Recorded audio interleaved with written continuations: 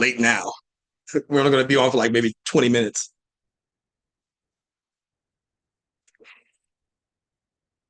All right, so the first thing you guys want to do is bring up your Google Calendar. And like I said, if you use Apple Calendar, whatever it is.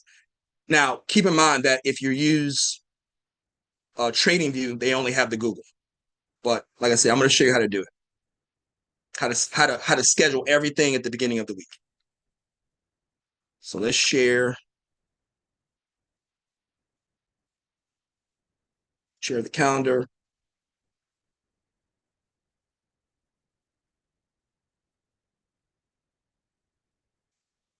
We're going to go to week 2. Today's the 14th. We're now going to go to the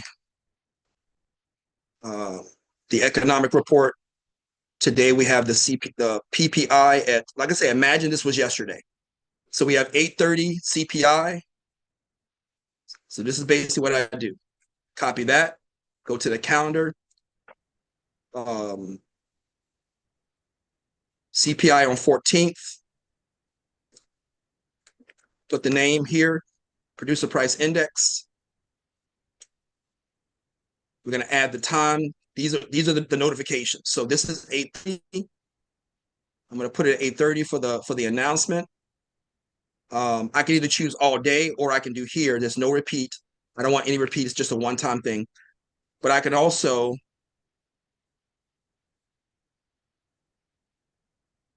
I want the event. Oh, more options. More options allow me to add the notifications. So I add the 5. And keep in mind, you can't do this because it's today, but I just want to show you that you can go here and add the notifications. So we'll do a 1 hour, it's not even 1 hour because it's going to be coming in 30 minutes. But well, when we get to the next one, you'll see it. So I'll put the 15-minute notification on this one and hit save. Right. So that's now in. We now go back to the calendar. We get the next one. The next one is consumer price index. Copy that. Go back to the calendar.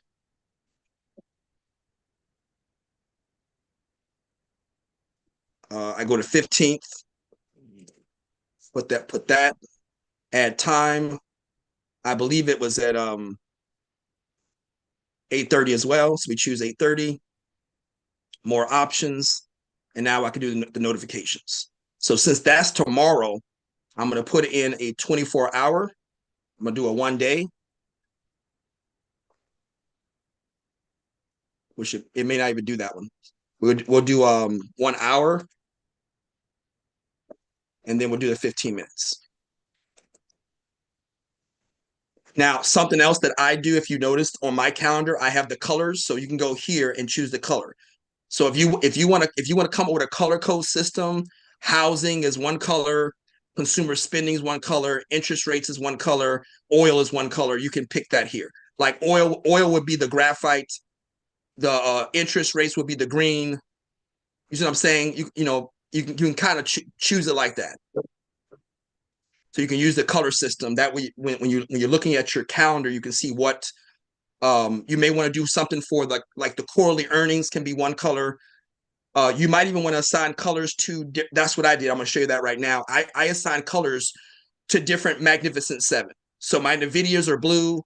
My Amazon is like a orange red. So I've assigned colors to the Magnificent 7 as well.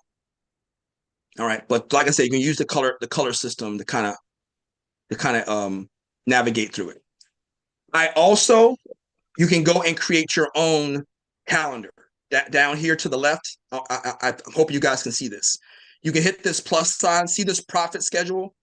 That's what this is. I'm putting all of my trades in my profit schedule because keep in mind, this is going to be connected to the spreadsheet. And you guys will see that once you get into the course. That we want to find out what our yearly profit goal is or our yearly profit target. And then we want to come up with these trades to kind of navigate how many trades we want to do throughout the week. And that's why I created a profit schedule. So all of this is, and notice everything else is unchecked. So here's the beautiful part about this. You may have your personal calendar. So that would be my name. So I can literally uncheck this and check my personal name, and then I got all my personal stuff. You see, I'm not mixing everything. So that's the beautiful part about adding another calendar. If you have something for your business, you can add that calendar here, and you can literally check and uncheck which events you want to go over. Brilliant, brilliant, brilliant. You can keep everything separate, but it's on the same calendar. All right. So next, what's the next event? The next event is jobless claims at 8:30. Now, keep in mind, we got two different reports at 8:30. So it really depends on which one you want to look for. So let me explain this. And we have the home builder confidence at 10 o'clock. But here's what I would do. I see that initial job claims. I'm hoping you guys can see this. What I'm looking for is, because sometimes some weeks, like every other week, you'll have your unemployment rate on Friday. So when I see jobless claims, I'm now immediately going down to Friday and see if it's that week. Is this the week that we're going to get the unemployment rate? This week we're not. We're not going to get the unemployment rate. So I'm going to actually kind of trade the initial job claims. So let's go ahead and copy this one. This is 8:30 on the 16th. We're going to go back to the calendar. There's a 16th.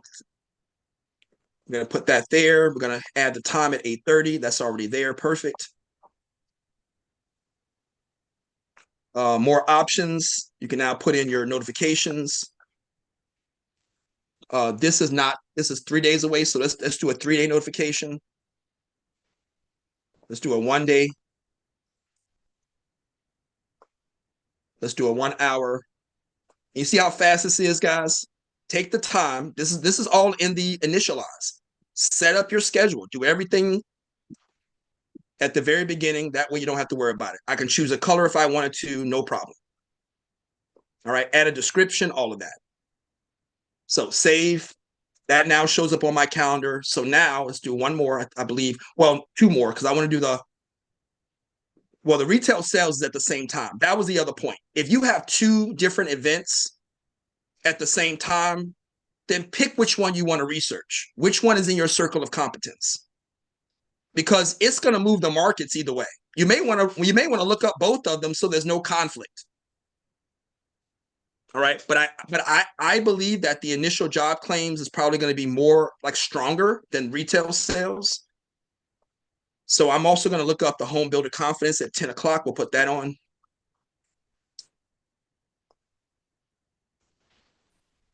Add the time for 10 o'clock.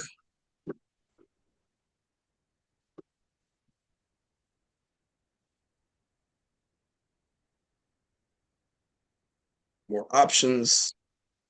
Same thing on the notifications, 3-day.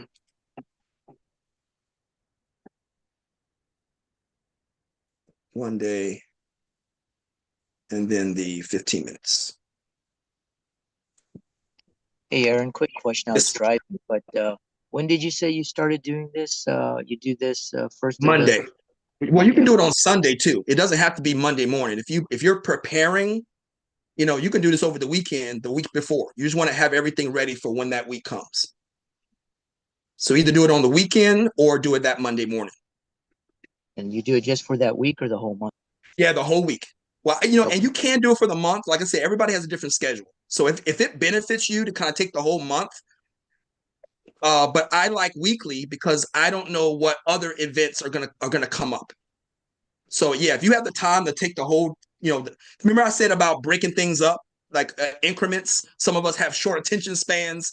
So yeah, if you have the time to kind of do the whole month at one time, yeah, that works for you. But I like doing it weekly because I might find other events. Because keep in mind, after this, we're gonna look at the CPI, but then I'm also gonna add any corporate events.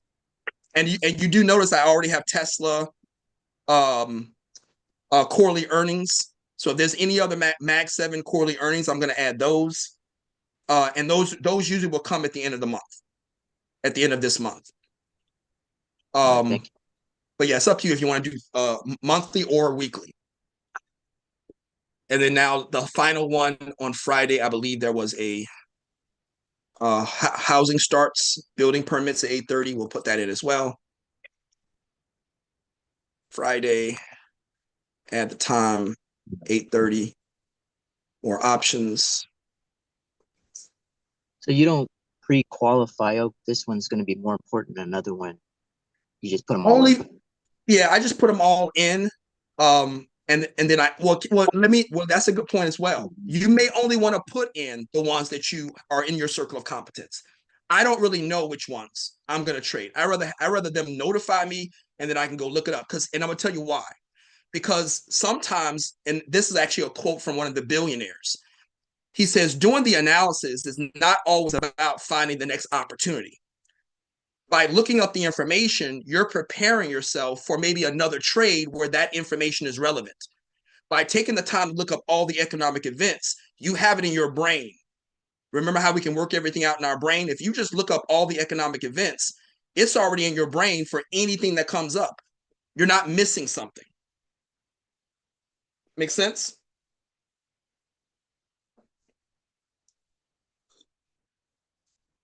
Because it would be really horrible that you're trading something in a supply chain, something in a Mag 7, and you didn't know what something happened in housing. You didn't know something happened with consumer spending. You didn't know, what was happening in the economy because you didn't look up every single economic event. And I've already showed you that you can look up these economic events, which we're going to do in a minute. You can do it in about 10 minutes. So I would love to, when the notification pops up, because keep in mind, I'm getting the 5 day, 3 day, 1 day, 1 hour, and 15 minutes. You can choose to do this, even if you're not trading. You can still have all those opportunities to download that information into your brain for some other opportunity that might pop up. So it's really up to you. How deep down the rabbit hole do you want to go? Got it. Thank you. You're welcome, my friend. All right, so we'll do this is actually a 4 day, so we'll do that. We'll do well, let's just do 3 day. We'll do a 1 day, and then we'll do a 1 hour, and then we'll do a 15 minute. So all of our things are now on the calendar. Obviously, like I said, if we imagine this was yesterday, then that's when we do it. Or we do it over the weekend. Everything's now in. Now I'll also show you this um the Amazon AWS event was on Sunday, Monday, and today. So I'm also going to be going out to YouTube looking for information on that NRF event. Right? That's the beautiful part about having everything on the calendar. I could have prepared for the trade if I wanted to, or if I want to download the information. I already told you guys to go look at the SEC videos in the subscription. But I'm going to do the same thing today. I'm going to look up the NFR event for Amazon and see if there's any relevant information. But we got the producer price index. So now we're going to go back to the calendar. Well, we already know that it's 8:30. So now what we want to do is we want to go ahead and pull up the workbook. Just give me a second. I'm going to bring up the King Cheetah. I'm sorry, I'm going to bring up the Cheetah Cub, because that's basically the lowest course that still has the cheat sheet.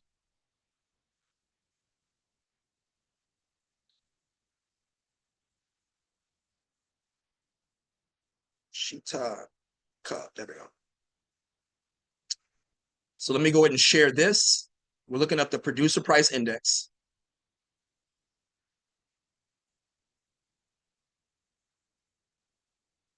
I'm gonna let me see if I can share. We're gonna share the workbook, and let's show you guys the cheat sheet. All right. So first off, let me check YouTube real quick, guys. See if there's anybody there.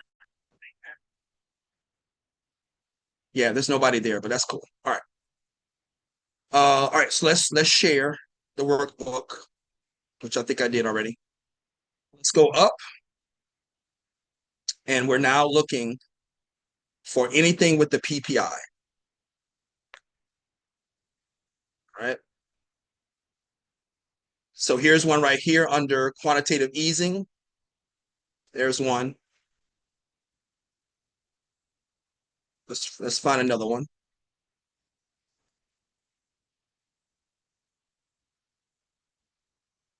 Here's one, producer price index under quantitative tightening. That's two. Here's one here under destroy money. Here's one here under increase oil prices. And I think that's it. So we got four, I believe, four roads. Let's see if they're open. We're going to start at the top. I already know that this, where's that first one?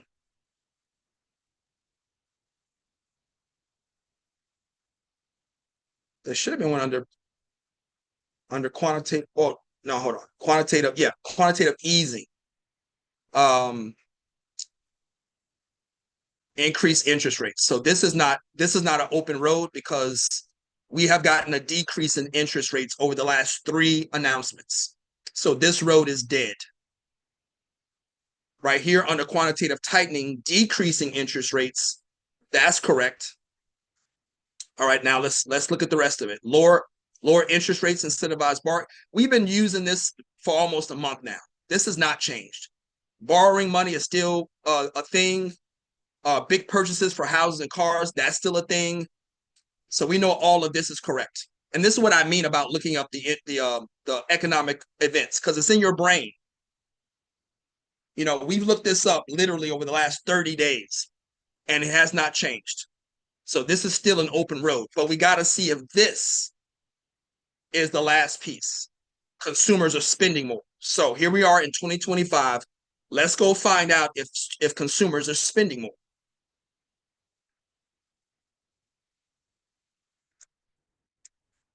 Is consumer spending, or has consumer spending increased in 2025?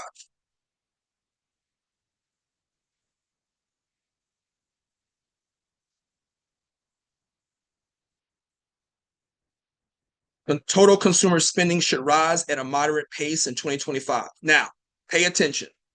This says should. This is not confirmation. This is from an article of a forecast from Forbes magazine. It should rise. This is not confirmation. So I'm immediately looking for December articles. I would love to find a January article, but because I'm pretty sure all of these December articles are just speculating and giving predictions. I'm looking for something in the last week or so from 2025. Let's put in January.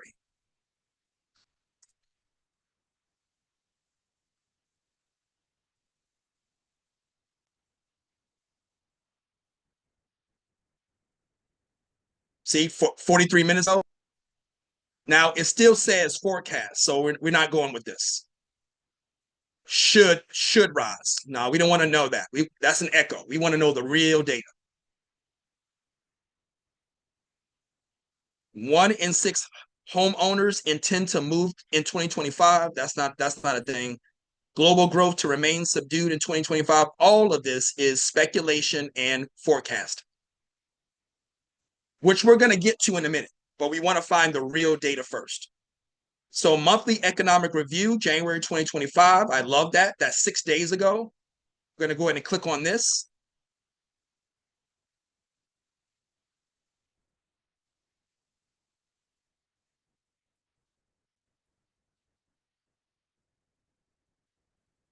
The U.S. economy ended 2024 on a high note, and the outlook looks promising for 2025. Gross domestic product grew.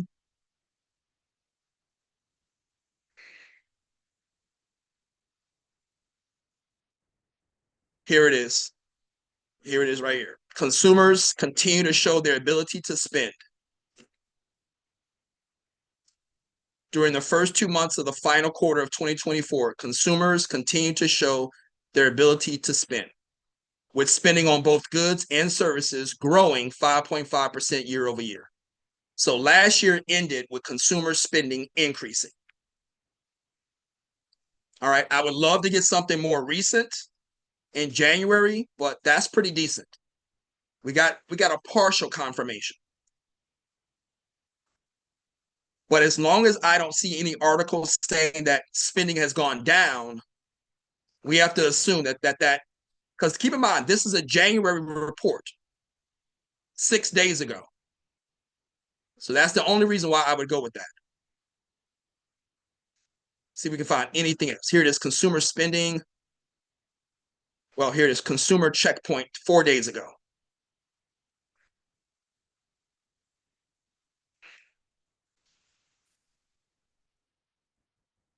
January 10th, takeaways.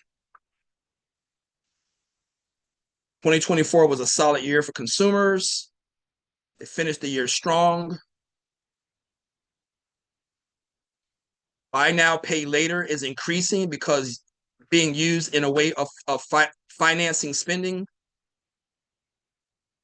Consumers appear to believe it's a good time to buy durables ahead of potential high prices. So this is confirmation. This is literally 4 days ago, and it's telling us that consumers are spending. It's this simple, guys. So now we can go back to the cheat sheet, and we now know that this is an open road. Now, I showed you 4 open roads, but here's what I tell you. Once you find an open road, you do not have to go anywhere else. We can now use this. And we just basically verified, what consumers are doing. Now let's connect the dots, the causal sequence, because it's kind of a paradox. The CPI and the PPI is a time paradox. Which one came first, the chicken or the egg? Here's why. Because we just looked up basically consumer spending to try to figure out producer price index. But the real order is that the PPI, which is what they're spending to build the product in the supply chain. And as the corporations are building the product in the supply chain, they're spending money on this, all of the different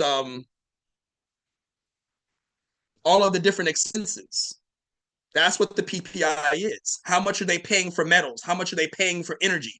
How much are they paying for land? So all of their expenses, how much are they paying for labor? All of that is what the PPI is. How much are they spending for their raw materials? And whatever they're spending, whatever their expenses are, they're going to pass all of those expenses on to us by raising or lowering the price. The price of the product is going to have all of that expenses built into it. So this is why the producer price index is a leading indicator for the consumer price index. Do you need me to explain that again? One more time, Aaron. I'm sorry. Oh, no problem.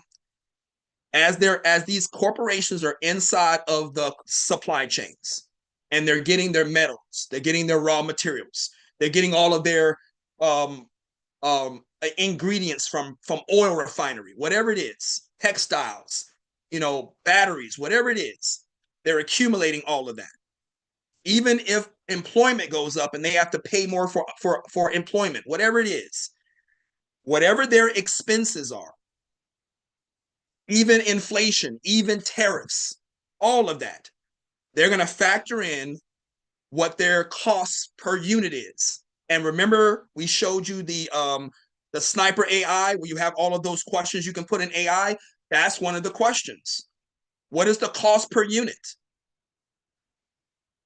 So as they're inside of there figuring out what their cost per unit is, and they have other KPI metrics as well. I'm just giving you one of them. But once they determine what it costs to make the item, they're now going to adjust their pricing and they're going to pass those expenses on to us. They're going to raise the price of the product or lower the price on the product. And based on that price if we can afford it or not, we're going to decide if we want to buy the product. And sometimes if the product is too expensive, we're going to go buy an import. So literally, the PPI, what they're spending for their raw materials, is going to dictate what the price of the product is going to be and if the consumer will buy it. So the PPI is a leading indicator for consumer spending, the CPI. Got it now? Yes, I had missed the first part with what you were saying. No problem. Everybody else got it. So if you have any questions, let me know. But here's what I mean about the chicken and egg, because we have to use current CPI, because if we bought the product, if we bought their product, they made a revenue, they made profit. And that new profit is going to dictate how much more they can buy. So the PPI may not be the price of everything. It's also going to let us know how much quantity they're going to buy on the next run. So if there was a decent consumer price index where consumers were buying, that means there was a profit. That's more revenue that they can now buy more raw materials on the next run. So the CPI kind of also gives us a heads up on what the next PPI is going to be. Because remember, let's go back to the credit line, right? They're trying to find out what their quarterly earnings. They have a goal for their quarterly earnings. So when they get the new revenue coming in and the new profits coming in, they still got the credit line. So they're trying to figure out, what do we put on the credit line? What can we use with our profits? What can we reinvest? Expansion, all of these different things they're trying to figure out as they reallocate their profits. So that's going to determine how much are we going to put into the next run of raw materials. And they're going to try to figure out, based on how much they want to earn for the month, for the quarter, all of that. So they're going to make a decision on what they're going to speculate on the PPI based on what they're trying to build, how much raw materials they're going to need, how much raw materials they're going to need for their goal, their quarterly earnings goal. So like I said, it's a catch-22. It's a paradox that technically the PPI dictates the CPI, but what we just did, we looked up the CPI, which lets us know what the PPI is going to do. So even though it goes both ways, the real leading indicator is PPI CPI.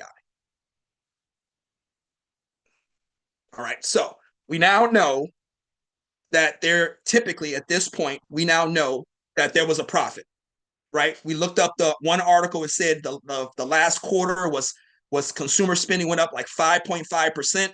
We just looked at an article 4 days ago letting us know that consumer spending is still going on.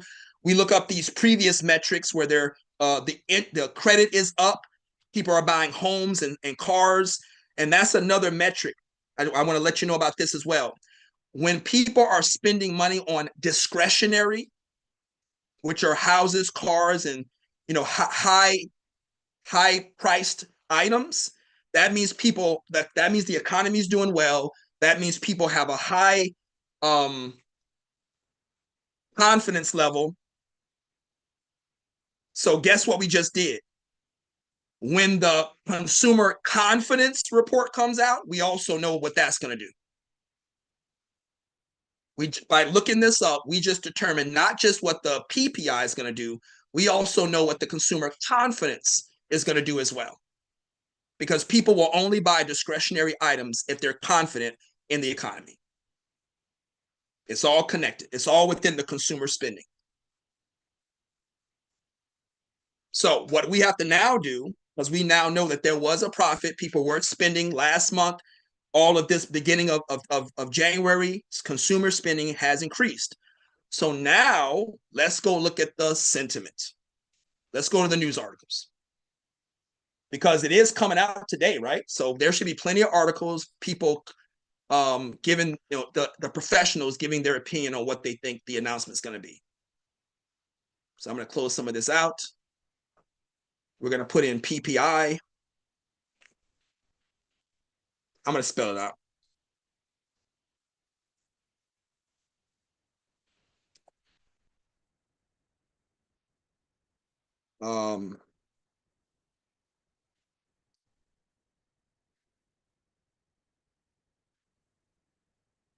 Producer inflation expected to stay stubbornly high 15 hours ago. I want you guys to pick up on the keywords now. All my students. We're still seeing the Cheetah Cub page. I'm so sorry. Thank you. Thank you for letting me know. All right, so we're back on. Yeah, all right. So let me show you. Did I miss anything? All right, so what I looked up was producer price index expectation January 2025. All right, and sure enough, the articles came up on Google. These are all news articles. I clicked on all 4 of them in separate windows. There we go. So we got all 4 of them. So I want you guys to watch for the keywords. Most of the keywords are in the headline.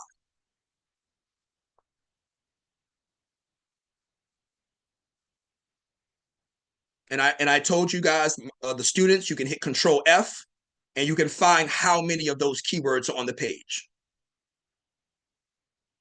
But this is letting you know what the sentiment is.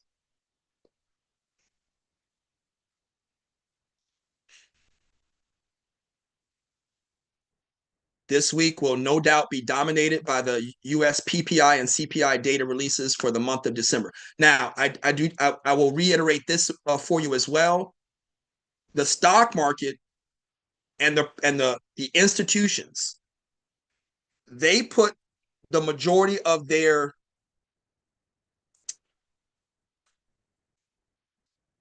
analysis, I guess is the word, they rely heavily on that CPI report. The CPI report is the strongest announcement next to the interest rates. You would think oil would be, but it's really the interest rates and the CPI. Those are the ones that move the markets the most. Unless there's a major move in oil. If it's not a major move and it goes up like 5% or 10%, I'm sorry, if it goes up like 2%, 3% in oil, that's not a major move. If there's a major move in oil, it'll change everything. But the 2 ones that are consistently giving a lot of momentum is the interest rates and the CPI. Definitely the CPI.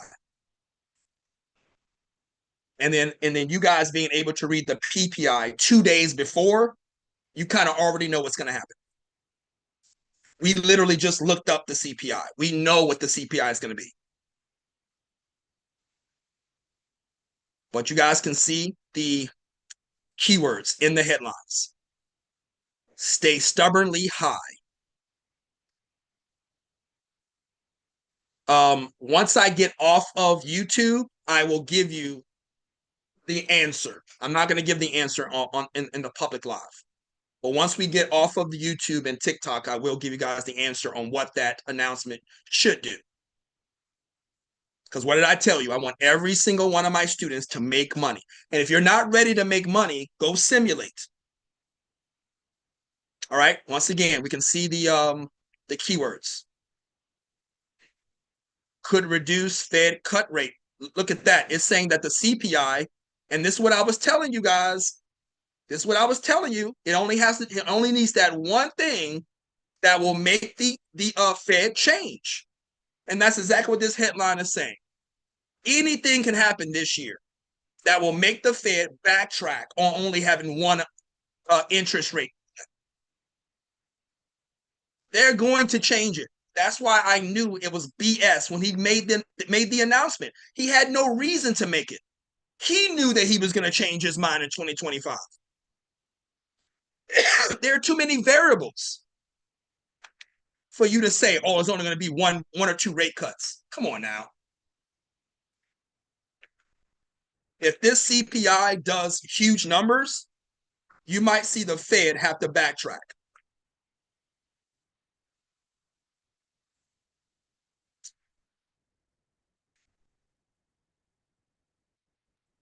You think, Aaron, the CPI could be it could be one of those things where CPI is a good report, but because they know that it means that maybe they would only get that one cut, that the market would recognize it as being a negative? The only reason why I say no is because when people are out spending their money, that's what the CPI is based on. It's not about the report being doctored. It's literally based on what consumers are doing in the economy. So when we're out there at the mall, when we're on Amazon, when we're going to the restaurants, we're not thinking, oh, what the next report's going to be. Mhm. Make sense? Yep. So that's what we're doing. They're just letting us know what happened last month. There was a lot of spending. Mhm. There was a lot of credit card use. There was a lot of homes and cars, discretionary spending. They're looking at all those metrics. Now, here's the part where, like I said, I'll give this part in the public live, but like I said, we'll talk about it more in a minute. It's actually 8:30. I'm sorry, guys, I ran over, but I'll give you this last piece. They're thinking about inflation, because if people are out there buying, the inflation can't be that bad. That's the takeaway. If the consumer spending is going up and we're spending more, then inflation is not keeping us from using our credit cards and keeping us from going and buying discretionary items. That's good that the inflation is at a very comfortable level for the economy. All right, so let me go ahead and get off all of the media. I'll see you guys tomorrow. We're no longer on TikTok. We're now going to be on YouTube. So we'll see you on YouTube tomorrow around 7:45. And then I'll disconnect from YouTube as well.